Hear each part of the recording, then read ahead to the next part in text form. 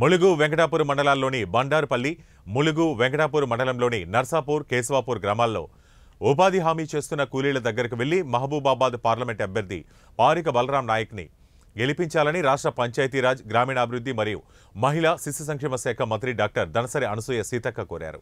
ఈ సందర్భంగా మంత్రి సీతక్క మాట్లాడుతూ ఇప్పుడు జరుగుతున్న ఎన్నికలు పేదల కోసం పోట్లాడే రాహుల్ గాంధీ, బడా వ్యాపారాలకు ప్రజాధనాన్ని దోచిపెట్టే నరేంద్ర మోడీకి మధ్య జరుగుతున్న ఎన్నికలని, లక్షల కోట్ల రూపాయలు పేదల దగ్గర పన్నుల పేరుతో వసూలు చేసి కార్పొరేట్ కంపెనీలకు దారాదత్తం చేసిన మోడీకి రాబో పార్లమెంట్ ఎన్నికల ప్రజలు బుద్ధి చెప్పాలని పిలుపునిచ్చారు.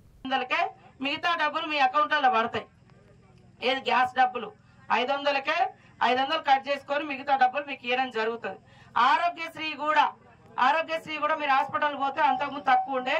ఆరోగ్యశ్రీ తెచ్చింది కూడా కాంగ్రెసే. ఇప్పుడు 10 లక్షల వరకు కూడా ఆరోగ్యశ్రీ నడుస్తుంది.